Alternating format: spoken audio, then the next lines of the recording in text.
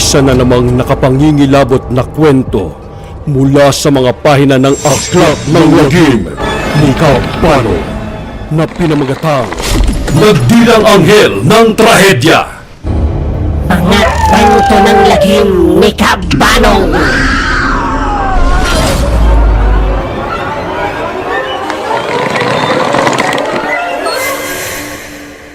Mapagpalang araw po sa inyo, Kabanong.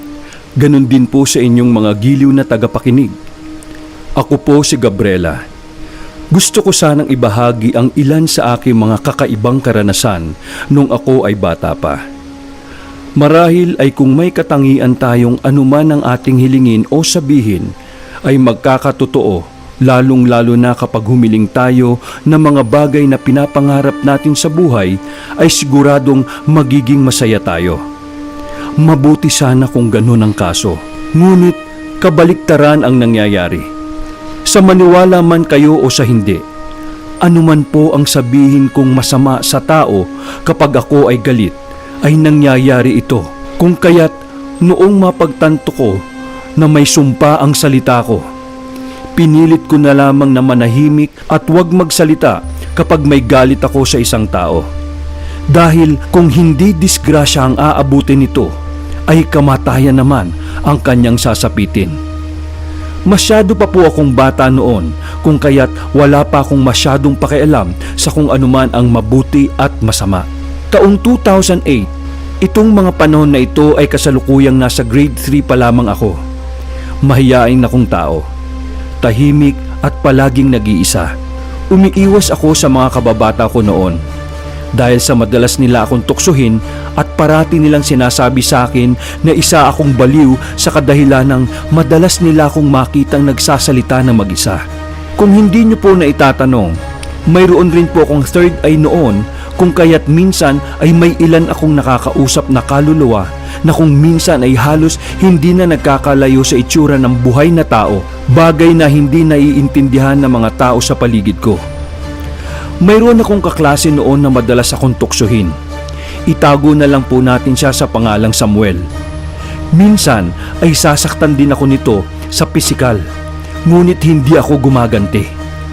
Ilang beses ko na siyang pinagpapasensyahan hanggang sa dumating ang araw na napuno rin ako sa kanya. Isang araw, habang tahimik akong nagdodrawing sa isang tabi, bigla na lamang itong lumapit at hinablot ang papel na ginuguhit ko. Saka nito kinusot-kusot. Ngumiti pa ito sa akin ng nakakaloko, saka pa nito ibinato sa akin yung papel ko. Alam niyo po, Kabanong, iyong iginuhit ko ay ibibigay ko sana sa aking nanay bilang regalo dahil kaarawan nito kinabukasan. Ngunit sinira niya.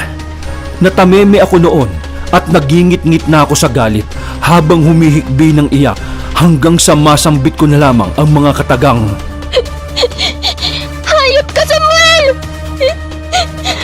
Mamatay ka na sana! Nang marinig niya yon, habang nakikipaglaro sa ibang mga bata, ay pinandilatan pa ako nito at nang asar pa. Lumipas lamang ang ilang araw, hindi nakapasok ng eskwelahan ng kaklase kong iyon hanggang sa nabalitaan na lang naming namatay na pala ito dahil sa pagkalunod sa dagat. Nabigla ako noon sa nabalitaan ko. Medyo naawa ako sa sinapit niya. Hindi ko pa noon sinisi ang sarili ko sa pagkamatay niya dahil baka nagkataon lang yon. Mayroon pa akong kaklase na isang babae na madalas rin akong asarin noon. Nasa isang upuan ako di kalayuan sa kanya at tinititigan ko siya noon ng masama ng palihim. Habang siya ay tumatakbong naglalaro, nagsalita ako sa mahinang boses ng mga katagang. Madapa ka sana. At lumipas lamang ang ilang segundo, ay nadapa nga ito at duguan pa ang kaliwa nitong tuhod at umiiyak dahil sa sakit. Dahil roon ay nanlaki ang aking mga mata at napatakip ako ng aking bibig. Hindi ko akalain na mangyayari kaagad ang sinabi ko sa kaklase kong yun matapos kong sambitin ang mga salitang binitiwan ko. Inakala ko lang uli na baka nga nagkataon lang yun at medyo natuwa pa ako sa nangyari sa kanya dahil talagang masama ang loob ko sa taong yun. Ni hindi man lang ako makaganti ng pisikal dahil hindi ko ugaling mang iskandalo. Lagi na lang akong nananahimik at kinikimkim ang sama ng loob sa kanila. Taong 2009, nasa grade 4 naman ako noong mga panahon na ito. Mayroong iniregalo sa akin ng ninang ko na isang music box. Isang araw ay dinala ko yon sa eskwelahan at nakita yon ng aking mga kaklase. Gusto nilang hawakan ang music box ko pero hindi ako pumayag kasi baka may loko-loko na namang sumira noon. Hanggang bigla na lamang itong nawala sa loob ng aking backpack. Tinanong ko silang lahat kung sino ang kumuha at nagtago nun pero hindi raw nila alam. Hinanap ko yon ng mag-isa sa buong silid-aralan namin pero bigo akong mahanap ang music box ko. Sa huli ay umupo na lamang ako sa upuan ko habang umiiyak. Matapos ay tiningnan ko isa-isa ang mga kaklase ko. Sabay wika ng pabulong. Kung sino man ang kumuha ng music box ko, sana ay masagasaan. Lumipas lamang ang 3 araw. Sa labas ng gate ng eskwelahan namin, tapat ay kalsada. Mayroon akong nakitang mga taong nagkukumpulan roon. Mga nakasibilyan, mga guro at estudyante. Curious ako kaya nakiusyoso na rin ako noon. Hapon na noon ng mga oras na yon at uwian na namin. Nang makita ko kung sino ang taong naaksidente na sinasabi nila, ay isa palang estudyanteng babae na nag-aaral rin sa eskwelahang pinapasukan ko. Pero hindi ko kilala ang nakahandusay na ito sa kalsada. Duguan ang ulo at nabali ang isa nitong binti. Nasagasaan raw ito ng isang mabilis na kotse pero hindi ito tumigil sa pagtakbo na parang pinakasan yata nito ang nabangga. Buhay pa raw ito sabi ng mga tumingin at inaantay na lamang nilang dumating ang ambulansya upang siya ay sagipin. Napatingin ako sa mga nagkalat na gamit niya sa kalsada at nagulat na lamang ako nang makita ko yung nawawalang music box ko na nakakalat roon at sira-sira na. Dahil roon ay naalala ko noon ang mga sinabi ko bago ito mangyari. Labis po ang nadama kong kaba sa mga oras na yon, Kabanong.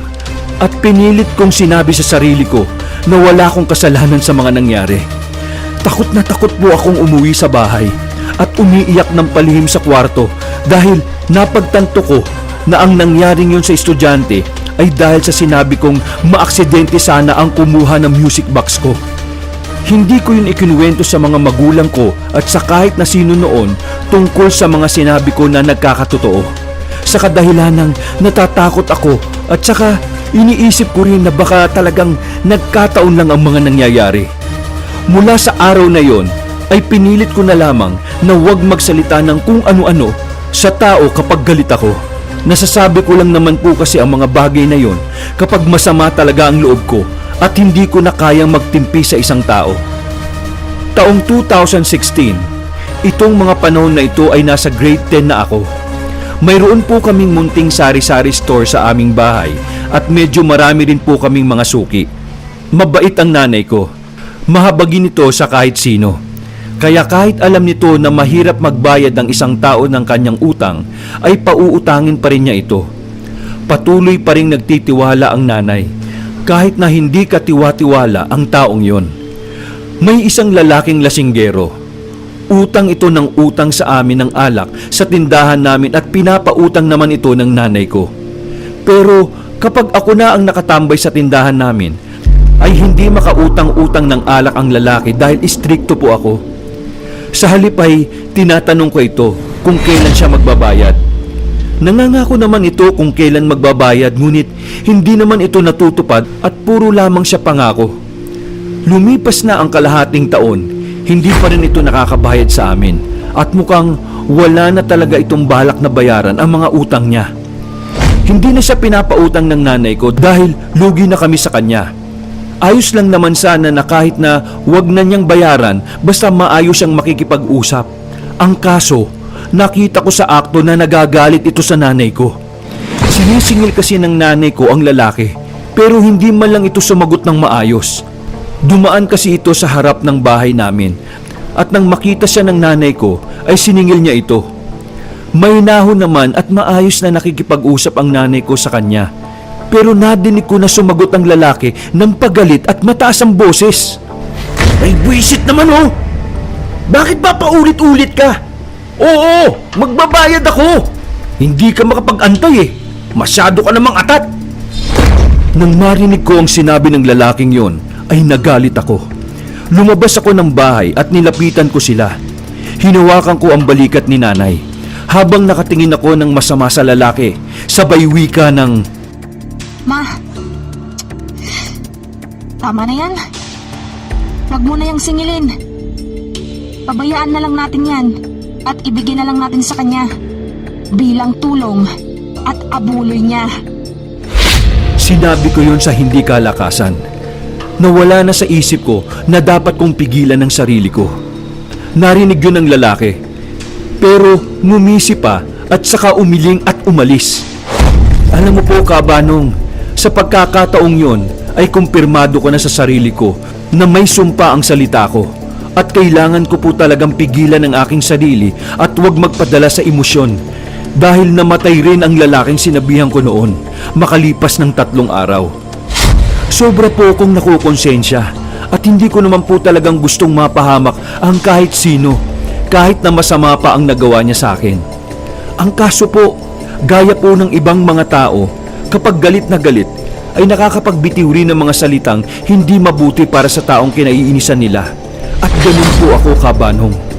Mabuti naman po akong tao, ngunit hindi ko lang po gusto ang inaabuso at inaapi ng kahit na sino. Naisip ko pa nga noon na baka may dugo po ako ng isang mangkukulam. At naitanong ko nga po ito sa mga magulang ko kung meron. Pero pinagalitan lang po ako noon at sinabi nila na wala kahit sino sa pamilya namin ang may alam sa pangungulam. Mabuti po ang pamilya ko, Kabanong.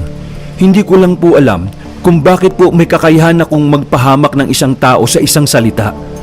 Bukod sa nakakakita ako ng mga nilalang na hindi nakikita ng normal na tao. Yun na po ang huling beses na may pumanaw ng dahil lamang sa mga binitiwang kong salita. Dahil pinipilit ko pong magtimpi at hindi nagpapadala sa galit at sama ng loob. Mas nilakasan ko po ang pananalig sa Panginoon. At minabuti ko na lamang pong manalangin sa Diyos at ipaubaya na lamang sa Kanya ang lahat ng aking hinanakit sa mga taong nagbibigay pasakit sa aking kalooban. At nawa po ay biyayaan niya ako ng sobrang habang pasensya at magkaroon ng malawak na pangunawa upang hindi na ako maging sanhi pa ng disgrasya at kamatayan ng isang tao dahil sa isang salita. Hanggang dito na lamang po, Kabanong. Marami pong salamat at muli mapagpalang araw sa inyong lahat. Mga kasangga, narinig niyo ang kwento ni Gabriela.